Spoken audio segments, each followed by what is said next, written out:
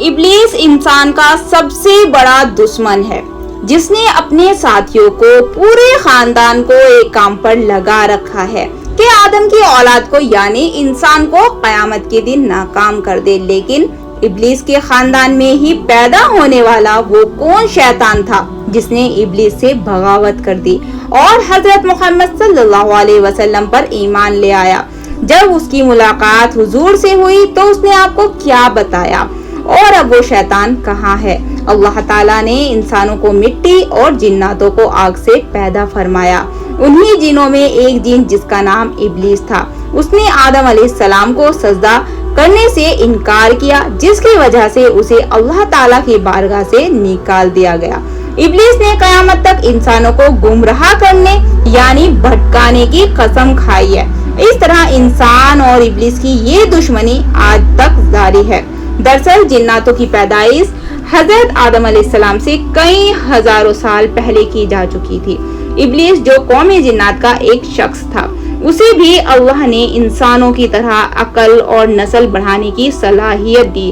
ان میں سے کچھ ایسے جنات تھے کہ جن کو اللہ نے جوڑوں میں پیدا کیا، اور جیسے انسانوں میں مرد اور عورت کے ملاپ سے بچے پیدا ہوتے ہیں، اسی طرح جنات کے اندر شیاطین جن اور شیاطین جنی کے ملاپ سے شیاطین بچوں نے جنم لیا۔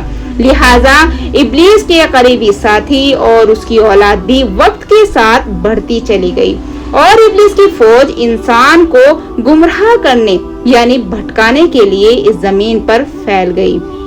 ابلیس کی اولاد الگ الگ کاموں میں لگ گئی۔ ان میں کوئی انسانوں میں زناکاری پھیلاتا، کوئی شیطان آپس میں جھگڑے فساد پھیلاتا، تو کچھ شیطان انسان کو آپس میں لڑواتا۔ اسی طرح شیطان کی اولاد ہے اور خاندان کی تعداد بہت زیادہ ہے جو الگ الگ برائیوں کو پھیلاتی ہے اور انسانوں میں گناہ کی عادت ڈالتی ہے۔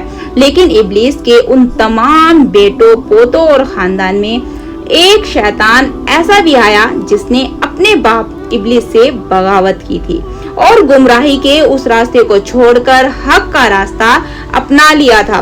یہ شیطان ابلیس کا پوتا تھا اور اس نے حضرت محمد صلی اللہ علیہ وسلم سے ملاقات کی تھی اور آپ پر ایمان لایا تھا۔ اس بارے میں حدیث اور اتہاس کی الگ الگ کتابوں میں ایک مشہور واقعہ ملتا ہے جو کچھ اس طرح ہے۔ حضرت انس بن مالک اور حضرت عمر بن خطاب رضی اللہ عنہ سے روایت ہے، ایک روز ہم نبی صلی اللہ علیہ وسلم کے ساتھ مکہ کے جنگلوں میں نکلے۔ ہم تہامہ پہاڑوں کے ایک پہاڑ پر بیٹھے تھے کہ ایک بوڑھا شخص آیا جو اپنی لاٹھی کے سہارے سے چل رہا تھا۔ اس نے حضور کو سلام کیا۔ آپ صلی اللہ علیہ وسلم نے سلام کا جواب دیا اور فرمایا، یہ بوڑھا اپنی چال ڈھال اور آواز سے جن معلوم ہوتا ہے۔ تو اس بوڑھے نے کہا، جی ہاں، آپ کا اندازہ صحیح ہے۔ آپ صلی اللہ علیہ وسلم نے پوچھا کہ تو کون ہے اور تیرا رشتہ جناتوں سے کس جماعت سے ہے؟ اس نے کہا، میرا نام حامہ ہے، میں ہیم کا بیٹا ہوں جو لاقیس کا بیٹا ہے، اور لاقیس ابلیس کا بیٹا ہے۔ اس پر صلی اللہ علیہ وسلم نے فرمایا، مطلب تیرا اور ابلیس کے بیچ صرف 2 پیڑھی کا فاصلہ ہے۔ اس نے کہا، ہاں، آپ نے صحیح کہا۔ پھر آپ صلی اللہ علیہ وسلم نے اس سے پوچھا، تیری عمر کیا ہے؟ اس نے کہا، یا رسول اللہ، جتنی عمر اس دنیا کی ہے اتنی ہی عمر میری ہے، یا شاید اس سے کچھ کم ہوگی۔ جن دنوں قابل نے حابیل کو قتل کیا تھا اس وقت میں بچہ تھا اور میری عمر کچھ سال کی تھی، مگر بات سمجھتا تھا، پہاڑوں میں دوڑتا پھرتا تھا، لوگوں کا کھانا اور اناج چوری کیا کرتا تھا اور لوگوں کے دلوں میں وسوسے بھی ڈال لیا کرتا تھا کہ وہ اپنے دوستوں اور رشتہ داروں سے جھگڑا کریں۔ اس پر حضور نے فرمایا، یہ تو بہت برا کام ہے۔ اس نے حضور سے کہا، مجھے برا مت کہیے، کیونکہ میں ان لوگوں میں سے ہوں جو حضرت نوح علیہ السلام پر ایمان لائے تھے اور ان کے ہاتھوں توبہ کر لی تھی اور دعوت دین کے کام میں ان کی مدد کی تھی، یہاں تک کہ میں 1 سال تک حضرت نوح کے ساتھ ان کی مسجد میں رہا ہوں۔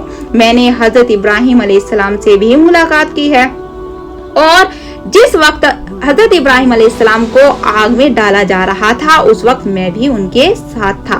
میں حضرت یعقوب اور یوسف کے ساتھ بھی رہ چکا ہوں، اور جب حضرت یوسف علیہ السلام کے ان کے بھائی کنویں میں ڈال رہے تھے تو میں بھی ان کے ساتھ تھا، اور حضرت یوسف علیہ السلام سے پہلے ہی اس کنویں میں پہنچ گیا تھا۔ میں حضرت موسیٰ علیہ السلام سے بھی مل چکا ہوں اور ان سے ان پر اتری ہوئی کتاب توریت سیکھی ہے، اور جب میری ملاقات حضرت عیسیٰ علیہ السلام سے ہوئی تو میں نے موسیٰ علیہ السلام کا سلام ان تک پہنچایا تھا۔ حضرت عیسیٰ علیہ السلام نے مجھے اپنی کتاب انجیل سکھایا تھا، اور اے نبیوں کے سردار حضرت عیسیٰ علیہ السلام نے فرمایا تھا کہ اگر تم محمد رسول اللہ صلی اللہ علیہ وسلم سے ملاقات کرو تو میرا سلام ان کو پہنچانا۔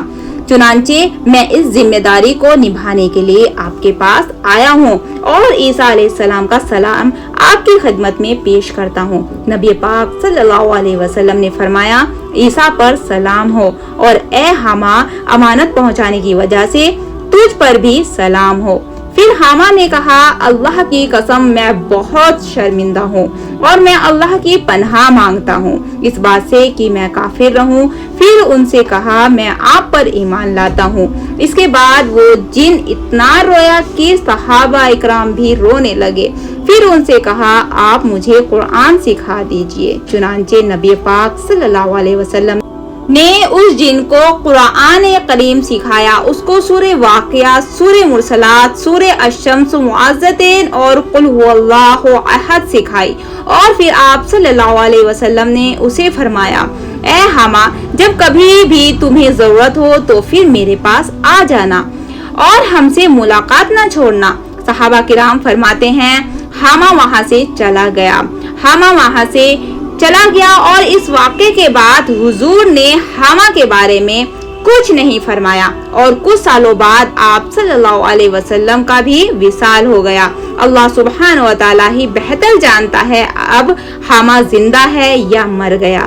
ایک روایت میں حضرت عائشہ رضی اللہ عنہا سے نقل کیا گیا ہے کہ رسول اللہ صلی اللہ علیہ وسلم نے فرمایا، حما جنت میں ہے، بلا شبہ اللہ جسے چاہتا ہے ہدایت دیتا ہے۔